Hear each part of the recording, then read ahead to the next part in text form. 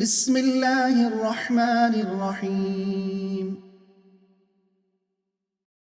ألف لام را، تلك آيات الكتاب الحكيم. أكان للناس عجبا أن أوحينا إلى رجل منهم أن أنذر الناس وبشر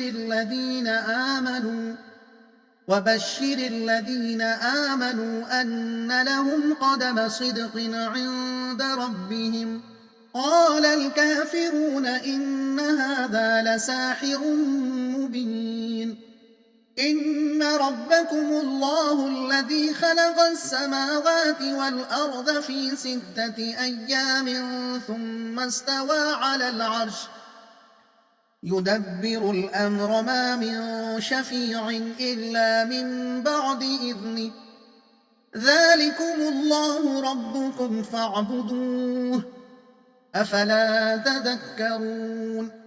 إليه مرجعكم جميعا وعد الله حقا إنه يبدأ الخلق ثم يعيده ليجزي الذين آمنوا وعملوا الصالحات بالقسط والذين كفروا لهم شراب من حميم وعذاب أليم بما كانوا يكفرون. هو الذي جعل الشمس ضياء والقمر نورا وقدره منازل لتعلموا عدد السنين والحساب. ما خلق الله ذلك إلا بالحق يفصل الآيات لقوم يعلمون. إن في اختلاف الليل والنهار وما خلق الله في السماوات والأرض لآيات لقوم يتقون. إن الذين لا يرجون لقاءنا ورضوا بالحياة الدنيا واطمأنوا بها والذين هم عن آياتنا غافلون أولئك مأواهم النار بما كانوا يكسبون.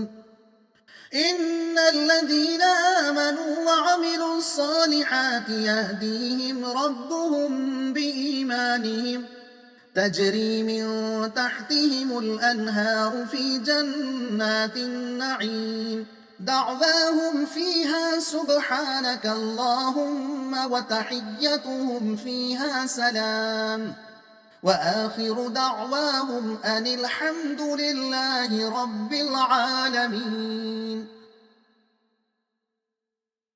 مضمون توحید اور آخرت کا اثبات، آثار کائنات سے اس کی شہادت۔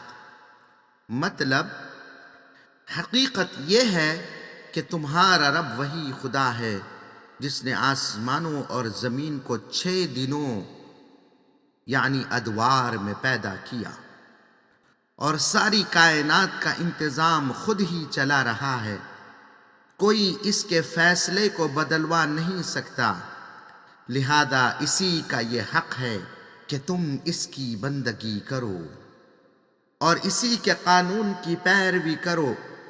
موجودہ زندگی کے بعد زندگی کا ایک اور دور آنے والا ہے جس میں تم کو دوبارہ زندہ کیا جائے گا، جس میں تم کو اپنی موجودہ زندگی کے پورے کارناموں کا اسی کے سامنے حساب دینا ہوگا۔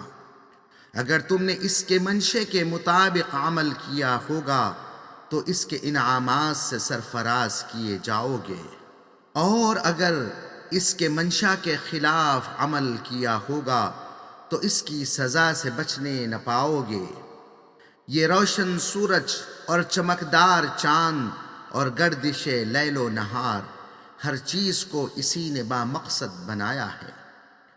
اسی دانا اور حکیم ہستی نے جب انسان کو عقل، اخلاقی حس، آزادانہ ذمہ داری اور تصرف کے اختیارات دیے ہیں تو انصاف کا تقاضا ہے کہ ایک اور زندگی ہو جس میں ہر شخص اپنے اخلاقی رویے کا وہ نتیجہ دیکھ سکے جس کا وہ مستحق ہے۔